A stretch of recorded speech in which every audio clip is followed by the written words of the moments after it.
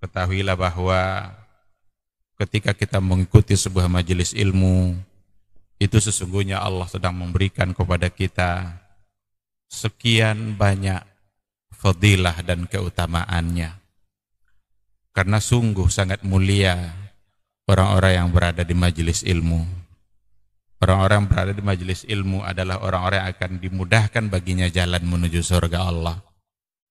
Dalam hadis dikatakan oleh Rasulullah sallallahu alaihi wasallam, "Man salaka tariqan yaltamisu fihi ilman, sahalallahu lahu tariqan ilal jannah." Barang siapa yang menempuh satu jalan di mana tujuannya adalah untuk mendapatkan ilmu, maka Allah akan mudahkan baginya jalan menuju surga. Surga itu perlu iman, dan mendapatkan surga itu perlu ilmu. Maka di majelis ilmulah kita bisa menumbuhkan iman kita, dan di majelis ilmulah kita bisa mendapatkan ilmu pengetahuan.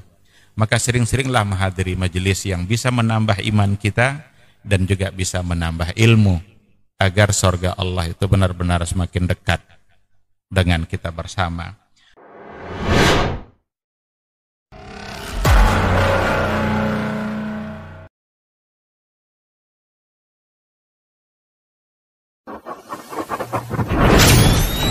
Robbani, merajut ilmu dan peradaban.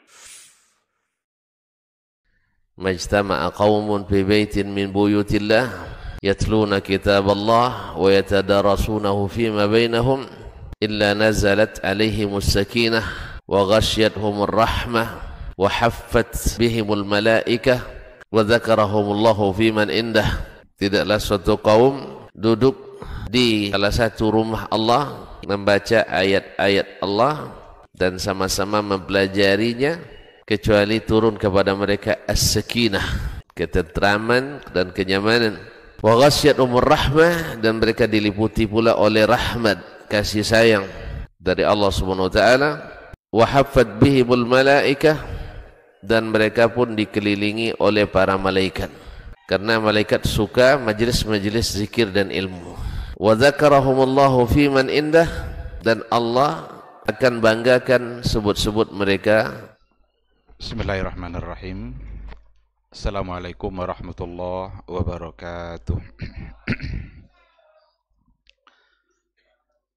Innal hamdalillah nahmaduhu wa nasta'inuhu wa nastaghfiruh wa na'udzu billahi min syururi anfusina wa min sayyiati a'malina.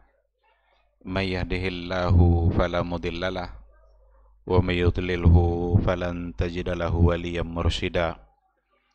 Asyhadu an la ilaha illallah wahdahu la syarikalah wa asyhadu anna Muhammadan abduhu wa rasuluh la nabiyya wa la rasula ba'dah. Ikhwati fillah, ma'asyiral hadirin wal hadirat, bapak-bapak, ibu-ibu, kaum muslimin dan muslimat, mudah-mudahan kita semua senantiasa dilindungi oleh Allah Subhanahu wa taala. Mari sama-sama kita awali kajian kita dengan mengucapkan puji dan syukur kepada Allah Azza wa Jalla untuk semua nikmat yang selalu ada dalam setiap detik hidup yang kita jalani. Kapan dan dimanapun kita berada, di saat itu pasti ada nikmat Allah yang menyertai kita. Oleh karena itu, jangan sampai nikmat yang diberikan oleh Allah justru kita gunakan untuk bermaksiat, kita gunakan untuk menjauhkan diri kita dari yang memberikan nikmat. Harta itu nikmat yang sangat menyenangkan, tapi berapa banyak orang yang hartanya habis untuk menambah jumlah dosa. Umur yang diberikan oleh Allah itu adalah nikmat, tapi ada banyak hamba Allah yang umur yang diberikan oleh Allah itu justru habis untuk menambah catatan dosa. Ini tentu saja satu hal yang sangat tidak wajar, sangat tidak pantas. Walaupun dulu sebenarnya Rasulullah Shallallahu Alaihi Wasallam sudah menggambarkan dalam sebuah hadis qudsinya akan terjadinya hal seperti itu, di mana Allah mengherankan hambanya, perilaku hambanya. Yang diherankan oleh Allah itu adalah ketika nikmat Allah turun setiap saat kepada hambanya, dan ternyata catatan dosa hamba itu justru setiap saat juga sampai naik ke atas arasy sana. Oleh karena itu jadilah hamba yang syakirin, hamba yang bersyukur, untuk kemudian Allah berjanji akan menambah nikmat bagi siapa saja yang bersyukur. La in syakartum la azidannakum wa la in kafartum inna azabi lasyadid. Sama-sama kita berselawat dan salam untuk Rasulullah sallallahu alaihi wasallam. Allahumma salli ala Muhammad wa ala ali Muhammad. Mudah-mudahan kita semakin mencintainya. Apalagi di bulan Ramadan, bulan mulia, bulan cinta. Bulan yang sangat tepat untuk membuktikan cinta kita kepada Allah dan kepada Rasulullah sallallahu alaihi wasallam. Kenapa kita harus mencintainya? Karena dia sangat mencintai kita. Kenapa kita harus merindukannya? Karena beliau sangat merindukan kita. Mudah-mudahan kita semua bisa mendapatkan syafaatnya di yaumul mahsyar. Amin, amin ya rabbal alamin. Ikhwati fillah, ma'asyiral hadirin wal hadirat, rahimani Allahu wa iyyakum.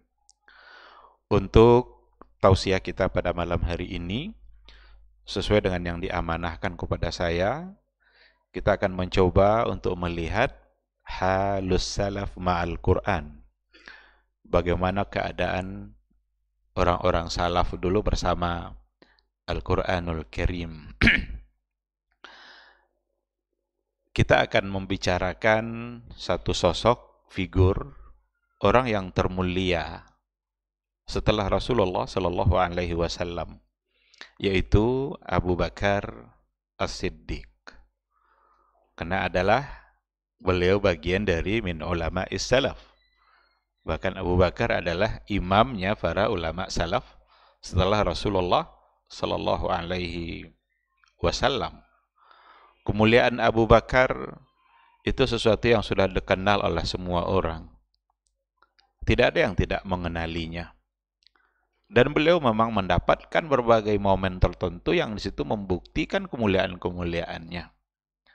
Ketika ia ingin ikut bersama sahabat-sahabat yang lain untuk hijrah, Rasul menahannya dulu. Sabar dulu, wahai Abu Bakar. Ada saatnya nanti kamu akan hijrah. Ditunggulah kesempatan itu oleh Abu Bakar As-Siddiq, yang ternyata beliau dipilih oleh Allah untuk menemani Rasulullah Sallallahu Alaihi Wasallam dalam perjalanannya menuju kota Madinah dari Makkah. Itulah salah satu dari bukti keagungan dan kemuliaan sosoknya yang namanya Abu Bakar. Ikhwati fillah, kata Rasulullah sallallahu alaihi wasallam,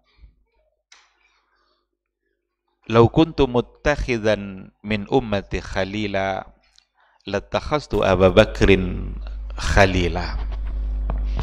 Kalaulah seandainya boleh mengambil kekasih dari umatku, maka Abu Bakarlah orangnya.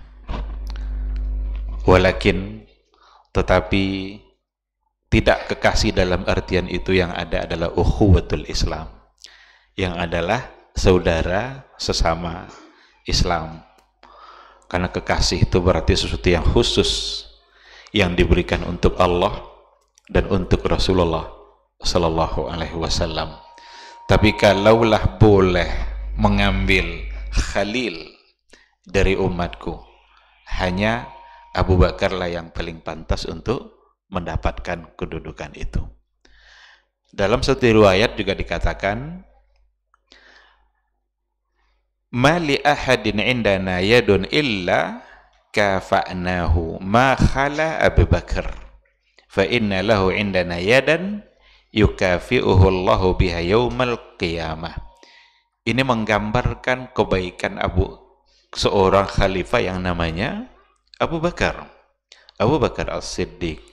Tidak ada satu orang pun di antara kami yang punya kebaikan illa kafa'nahu, kecuali kami bisa membalasnya. Illa au ma khala Abu Bakar, kecuali Abu Bakar. Fa inna lahu indana yadan, sesungguhnya beliau itu, Abu Bakar itu memiliki kebaikan, hal-hal yang mulia, yukafi'uhu Allahu biha yaumal qiyamah, yang hanya bisa membalasnya Allah yaumal qiyamah, pada hari kiamat. Ini ungkapan sahabat terhadap Abu Bakar. Oleh karena itu dua ungkapan tadi, yang pertama tadi adalah riwayat Imam Bukhari dan Imam Muslim, sedangkan yang kedua tadi adalah diriwayatkan oleh Imam At-Tirmidzi. Dan kedua riwayat itu menunjukkan, menggambarkan betapa mulianya sosok yang namanya Abu Bakar. Tidak cukup kata-kata untuk melukiskan keagungan dan kemuliaan yang namanya Abu Bakar. Apa yang ada dalam lembaran yang akan kita sampaikan ini hanyalah sebagian kecil yang barangkali tidak akan mewakili siapa itu Abu Bakar. Kita khawatir dengan apa yang kita sampaikan pada malam hari ini, kita sangat tidak memberikan hak kepada seorang yang namanya Abu Bakar itu.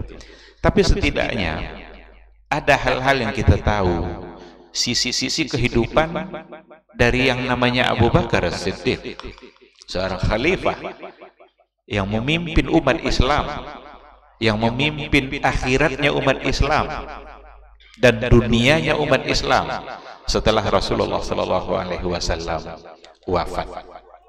Jika kita hubungkan dengan Al-Quranul Karim, jika kita hubungkan kehidupan Abu Bakar dengan Al-Quranul Karim, ini juga merupakan kisah-kisah yang sudah sangat terang, sangat jelas, sama jelasnya dengan cahaya matahari di siang hari.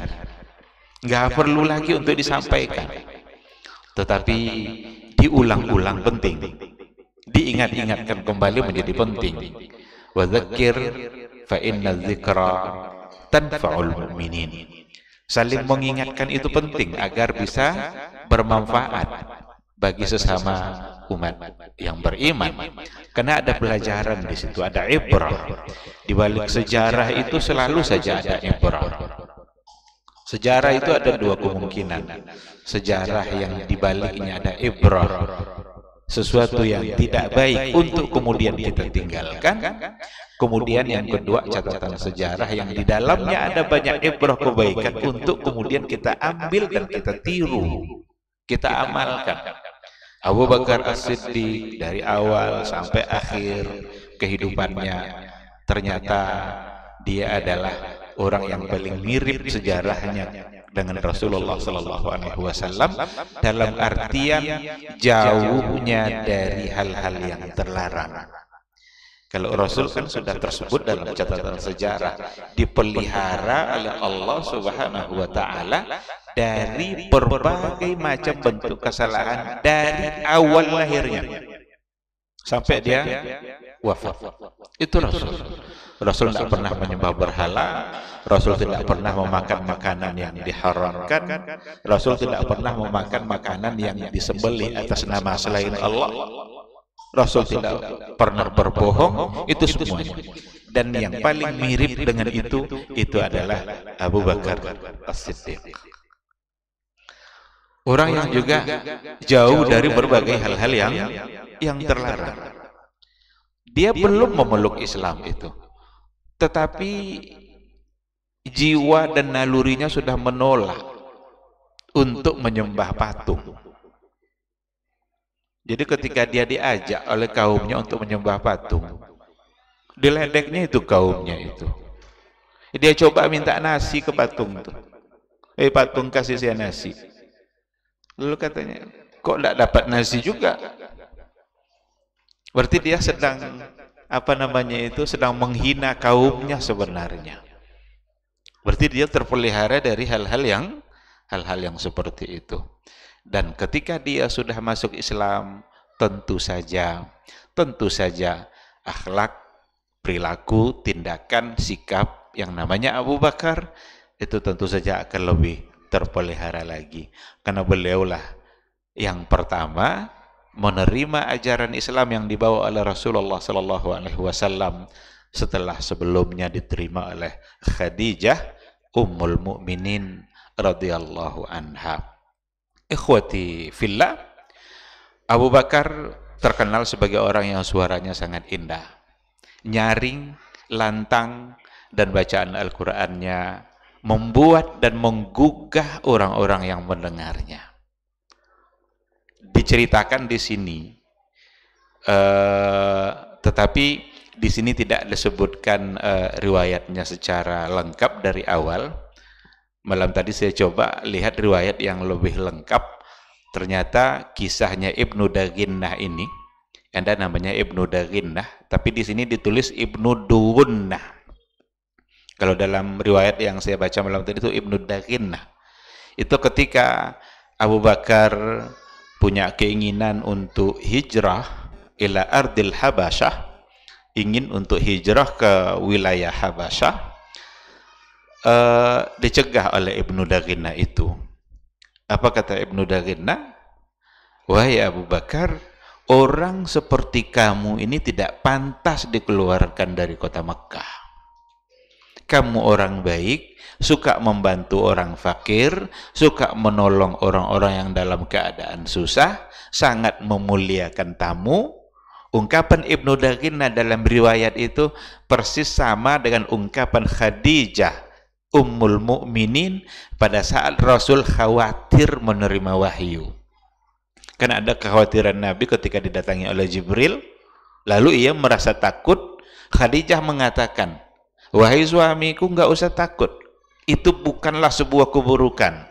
Karena kamu adalah orang yang baik, suka menolong, membantu fakir miskin, memuliakan tamu. Persis ungkapan itu yang diungkapkan oleh Ibnu Daginnah kepada Abu Bakar. Hei Abu Bakar, orang seperti kamu ini tidak pantas untuk dikeluarkan dari kota Mekah. Kamu tetap aja di kota Mekah. Saya akan memberikan jaminan bagi kehidupan kamu. Itu kata Ibnu Daginnah. Akhirnya Abu Bakar tidak jadi pindah ila ardil Habasyah. Enggak jadi dia berangkat ke sana. Nah, ketika ia mendapatkan perlindungan seperti itu dari Ibnu Daginnah, Abu Bakar As-Siddiq suka dia melantunkan ayat-ayat Al-Quranul Karim. Ketika Abu Bakar melantunkan ayat-ayat Al-Quran yang diturunkan kepada Rasulullah SAW, ketika itulah orang-orang Quraisy, mulai dari anak-anaknya dan juga wanita-wanita Quraisy, itu semuanya tergugah, terpengaruh, tertarik dengan apa yang dibaca oleh Abu Bakar. Sampai orang-orang wanita-wanita musyrik, wanita-wanita jahiliyah itu dan bersama anak-anaknya ingin terus mendengarkan apa yang dibaca oleh Abu Bakar. Dipanggillah Ibnu Daginnah ini oleh orang-orang Quraisy, oleh petinggi Quraisy. Ibnu Daginnah, sini. Ini nampaknya Abu Bakar sudah mendatangkan fitnah bagi masyarakat Makkah dengan bacaan-bacaan Quran. Maka katanya, kata orang Quraisy tadi, mur Abu Bakrin falya'bud rabbahu fi darihi wal yusalli fiha ma syaa wal yaqra ma syaa wa la yu'zina wa la yasta'lin bis salati wal qira'ah fi ghairi dari. Jadi tolong suruh Abu Bakar itu agar dia menyembah Rabbnya di dalam rumahnya saja. Kalau mau baca Quran, bacalah di dalam rumahnya. Mau baca sepanjang apa saja silakan dia mau baca Quran itu panjang-panjang. Tapi dalam rumahnya, nggak boleh terang-terangan. Karena asal didengar Abu Bakar membaca Quran itu orang-orang Quraisy pada tertarik. Akhirnya disebutkanlah itu oleh Ibnu Daginnah kepada Abu Bakar. Fafa'ala Abu Bakar, dan Abu Bakar melakukan itu. Kalau memang hanya boleh di rumah, tidak apa-apa di rumah katanya. Di rumah dia baca. Fazdahama alaihi nisa'ul musyrikin. Ternyata meskipun dibaca di rumah, wanita-wanita musyrik bersama anak-anak orang-orang musyrik itu numpuk berkumpul pula di rumah Abu Bakar itu. Jadi tidak pun Abu Bakar keluar untuk membaca, mereka yang datang ke rumah Abu Bakar. Yastami'una tilawatahu muta'assirina bi bukaihi wa riqqatihi wa 'udzubati sautih. Begitu berpengaruh bagi orang-orang masyarakat musyrik jahiliyah ketika itu, ketika Abu Bakar didengarnya menangis, lembutnya hati Abu Bakar, uzubati sauti, betapa bersihnya suara Abu Bakar saat melantunkan ayat-ayat Al-Quran. Ketika itu terjadi, dipanggil pula lah kembali Ibnu Daginnah itu, karena Abu Bakar berada dalam perlindungan Ibnu Daginnah. Ternyata itu tidak menjadi solusi ketika Abu Bakar tetap membaca Al-Quran meskipun di rumahnya. Akhirnya Ibnu Daginnah ketika itu memberikan pilihan, karena dia khawatir menjadi bahan celaan pula oleh orang-orang musyrik terhadap Ibnu Daginnah sendiri.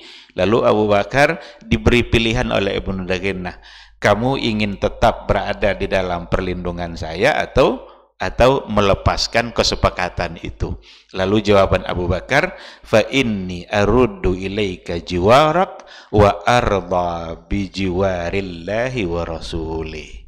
Kalau itu syaratnya wahai Ibnu Daginnah, lepaskanlah tanggung jawabmu, saya kembalikan itu kepada kamu, wa arda bi jiwarillahi wa rasulih, dan saya ridha untuk berada di sisi Allah dan di sisi Rasulullah Sallallahu Alaihi Wasallam.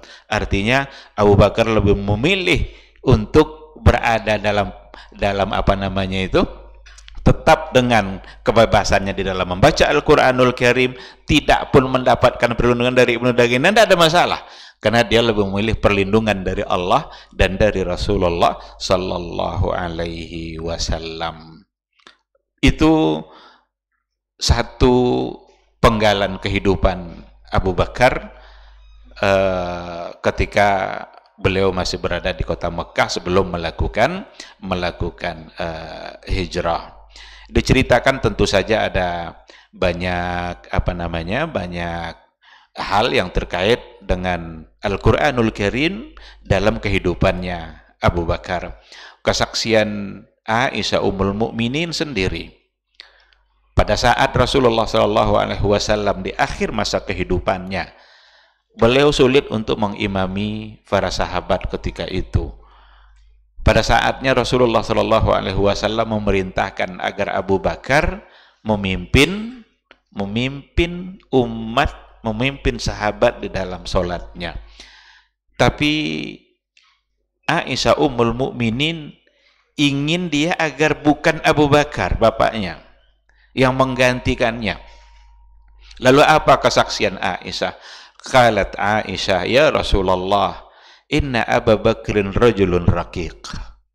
Sesungguhnya Abu Bakar itu rajulun raqiq, seorang yang raqiq, hatinya sangat lembut. Dalam satu riwayat dikatakan rajulun asif, seorang yang sangat sensitif dengan Al-Quranul Karim. Iza qama maqamak, apabila ia menempati tempat kamu itu, berarti mengimami, karena tidak pernah ada yang berada di tempat itu kecuali Rasul, karena Rasul adalah imamul muslimin. Jadi iza qama maqamak, kalau dia nanti yang menempati tempat kamu itu, la yasma'un nasu qira'atahu min kasratil buka. Niscaya orang-orang tidak akan sempat mendengarkan bacaannya pada saat sholat itu, min kasratil buka, dikarenakan oleh banyaknya tangis. Karena beliau itu adalah rajulun bakka, rajul, laki-laki, seseorang yang memang kalau sudah membaca Al-Quranul Karim, maka selalu bacaannya itu tidak hanya di lidah saja, tetapi bacaan yang diikutkan dengan hati, maka selalu diikutkan oleh tangis apabila ia membaca ayat-ayat Al-Quranul Karim. Maka kalau dikatakan halus salaf ma'al Quran, keadaan orang-orang salaf bersama Al-Quranul Karim, maka salah satu dari keadaannya bahwa orang-orang salaf dulu, yang salah satu contohnya adalah Abu Bakar, apabila membaca Al-Quran, maka disitulah haqqa tilawati, benar-benar memberikan hak pada tilawahnya. Yang mana di antara haqqut tilawah itu bukan sekedar ucapan oleh lidah, tapi bagaimana dia mentadabburi apa yang ada di dalam Al-Quran. Ikhwati fillah, ini menjadi penting. Tidak salah kalau seandainya kita punya target dalam bacaan Quran. Tapi kalau seandainya kita hanya fokus pada bacaan lisan, selalu saja yang kita incar-incar, berapa kali saya akan khatam Al-Quran, berapa kali saya akan khatam Al-Quran. Bagus, semakin banyak kita khatam Al-Quran. Tapi untuk ulama salaf, yang mereka kedepankan sebenarnya bukan sekedar bacaan, tetapi adalah bagaimana mereka mentadabbur apa yang mereka baca. Jadi generasi salaf dulu, apalagi pada generasi syariat masih diturunkan, wahyu masih turun, justru mungkin mereka tidak akan memikirkan bagaimana terus membaca khatam Quran, karena Quran memang belum khatam, belum diturunkan secara keseluruhan. Apa yang ada itu yang mereka baca. Oleh karena itu penekanannya ada pada tadabbur, ada pada mengamati, memahami, mencoba untuk menggali isi Al-Quranul Karim. Maka di sini dikatakan inna min taufiqillahi li'abdi. Di antara bentuk taufiknya Allah kepada hambanya itu ada pada beberapa hal. Yang pertama, ayyarzuqahu al-hikmah. Ketika Allah berikan rezeki padanya hikmah. Hikmah itu hakim, Allah hakim, bijaksana. Bijaksana dalam menyikapi sesuatu. Kemudian watsabat. Sabat itu istiqamah. Itu diantara bentuk taufiknya Allah dalam kehidupan seorang hamba. Kemudian juga wa husnil istidlal bi kitabillah, dan baiknya beristidlal dengan ayat-ayat Allah. Jadi ketika dibaca ayat-ayat Allah, ketika dibaca Al-Quranul Karim, dan ketika seseorang itu diberikan taufik oleh Allah, maka salah satu dari bentuk taufiknya itu adalah husnul istidlal. Baik dia dalam beristidlal. Istidlal itu dalam bagaimana ia mengetahui apa yang ada di balik ayat itu. Apa yang ingin ditunjukkan oleh Allah melalui ayat itu. Dan yang keempat, wattazkiru bi ayatillah. Mudah untuk diingatkan dengan ayat-ayat Allah. Jadi kalau ada pada kita yang empat ini, al-hikmah, as-sabat. As-sabat itu istiqamah. Husnul istidlal, baik kita dalam memahami ayat Allah. Wattazkiru bi ayatillah, kita mudah diingatkan. Tazkir, memberikan peringatan, ingatan. Kita diingatkan oleh ayat-ayat Allah. Ketika dengar ayat Allah, kita langsung merasa tersentuh oleh ayat itu. Itu sesungguhnya adalah bagian dari taufik Allah dalam kehidupan kita. Dan keempat-empat ini ada pada Abu Bakar. Yang keempat-empat ini ada pada Abu Bakar As-Siddiq. Salah satu contohnya ketika Rasulullah Sallallahu Alaihi Wasallam wafat. Ketika Rasul Sallallahu Alaihi Wasallam mengakhiri kehidupannya, sahabat pada menangis sedih, tapi Abu Bakar, saking cintanya Abu Bakar kepada Umar, maksudnya saking cintanya Umar bin Al-Khattab kepada Rasulullah, tidak sanggup dia menerima kenyataan itu, dan dia mengatakan bahwa Rasul tidak wafat. Dikeluarkannya pedangnya. Jangan coba-coba bilang Rasul wafat. Dia tidak wafat. Dia sama seperti Nabi Musa, dipanggil oleh Allah 40 hari nanti balik lagi. Begitu Umar mengatakan seperti itu, semua ketakutan. Tetapi datanglah Abu Bakar Faqala ijlis ya Umar. Duduk wahai Umar. Fa'aba Umar ayyajlis. Umar gak mau duduk ketika itu. Dia bersikeras dan merasa benar. Ketika itulah Abu Bakar mengucapkan satu kata di hadapan umat Islam, amma ba'd faman kana minkum ya'budu Muhammadan fa inna Muhammadan qad mat. Siapa di antara kalian yang menyembah Muhammad, sungguh Muhammad telah wafat. Wa man kana ya'budu Allah fa inna Allaha hayyun la yamut. Tapi siapa yang menyembah Allah, sesungguhnya Allah selamanya akan hidup dan dia tidak akan pernah mati. Kesimpulan itu diambil oleh Abu Bakar dari sebuah ayat, wa ma Muhammadun illa rasulun qad khalat min qablihi rusul afa immata au qutil. Afa immata au qutil. Dari kata-kata afa immata ini nampak husnul istidlalnya seorang yang namanya Abu Bakar. Dari situ dia memastikan bahwa Rasul suatu saat pasti akan mati. Kata Umar, enggak kuat kaki saya yang menahan badan saya. Sampai akhirnya saya ahwi ilal ard. Terjatuh ke bumi. Dan seolah-olah saya tidak pernah membaca ayat itu, seolah-olah saya tidak pernah memahami ayat itu, kecuali setelah dibacakan oleh Abu Bakar As-Siddiq. Ini namanya husnul istidlal. Betapa Abu Bakar As-Siddiq adalah orang yang mendapatkan taufik dari Allah. Dan salah satu dari bentuk taufik Allah itu ada pada husnul istidlal. Ketika dia diberikan kemampuan yang begitu baik di dalam memahami ayat-ayat Allah Subhanahu wa ta'ala. Itu jugalah sebabnya Abu Bakar As-Siddiq kalau dia berkhutbah, tidak pernah dia panjang-panjang dalam khutbahnya. Bahasa yang sangat singkat. Ambil satu kesimpulan, baca satu ayat yang ternyata itu bisa menjadi konsep bagi kehidupan umat manusia hari ini. Ada beberapa contoh yang disampaikan di sini, cuma karena mengingat waktu yang sebenarnya ini sudah melewati waktu. Jadi saya disampaikan juga bahwa cukup 20 menit.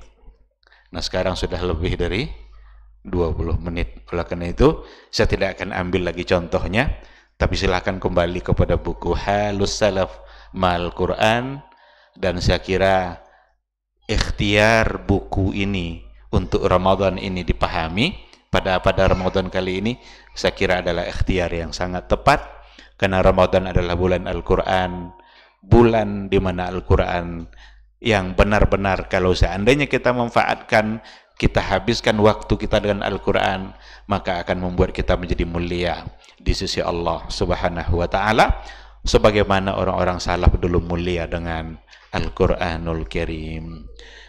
Ikhwati fillah, ini yang mungkin yang bisa saya sampaikan, mudah-mudahan bermanfaat. Mohon maaf atas segala kekurangan. Subhanakallahumma wa bihamdika asyhadu an la ilaha illa anta astaghfiruka wa atubu ilaik. Wassalamualaikum warahmatullahi wabarakatuh.